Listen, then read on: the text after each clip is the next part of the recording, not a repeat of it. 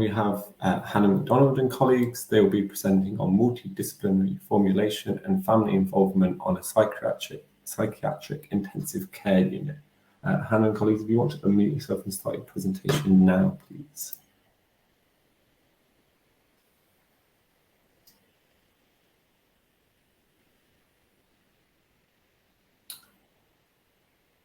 Hannah, are you in the...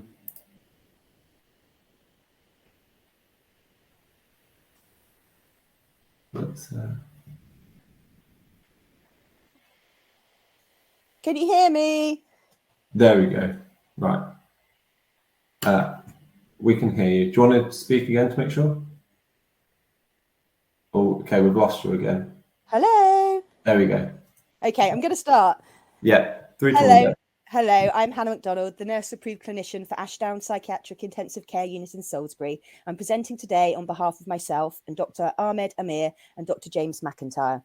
Our QI project is on multidisciplinary formulation and family involvement in a psychiatric intensive care unit. The 4 driving factors behind our project were: 1, there is evidence that involving families and carers can reduce suicide risk by up to 19%.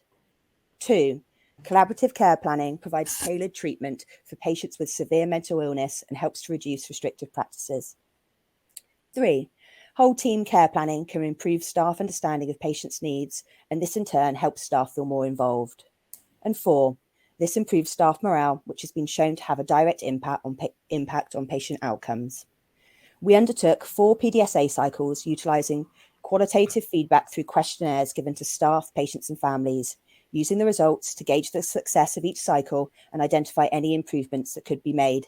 Next slide. Our findings. An MDT approach to formulation was helpful for staff's understanding of each patient's needs, but was time-consuming. 2, repeated therapeutic themes were identified: a warm and welcoming atmosphere, housing, finances, understanding illness and treatment, communicating distress and coping skills, the need to have purpose and occupation, and access to fresh air. 3, developing a structured mixed therapy activity timetable meeting these needs was ultimately a more time-efficient approach.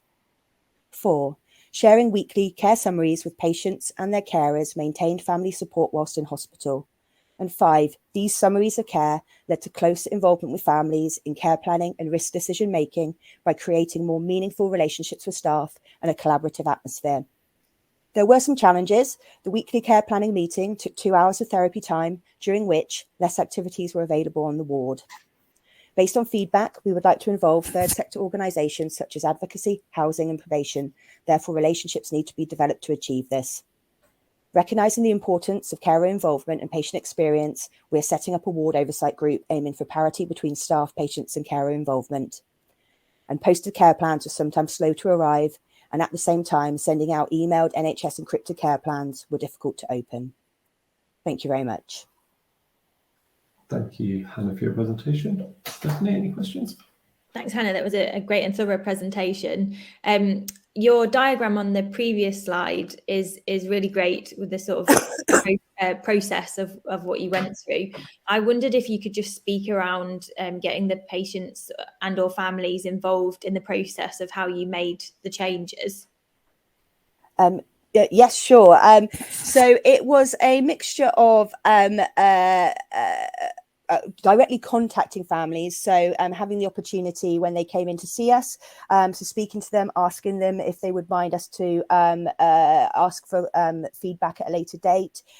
With the patients, the summaries of cares, the care summaries were gone through on a one-to-one basis with the named nurses, and we use that process to actively get feedback in a timely manner. So each week the named nurse would sit down, go through with the patient the summary of care.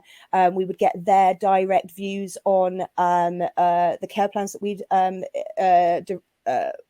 collaboratively come up with. We'd make changes depending on that feedback, and it's been quite a meaningful experience for us as a team. That's fantastic. Thank you. It's some great reflections there about getting them involved, and it sounds like you've got some really good plans going forward. Yeah, I'm struggling to think of any other questions. It was very thorough, that you covered most things there. If that's okay, Ollie, I'll hand over to you. Yeah, that's perfectly fine. It's good to be ahead of time. So thank you again, Hannah, for your presentation. Thank you.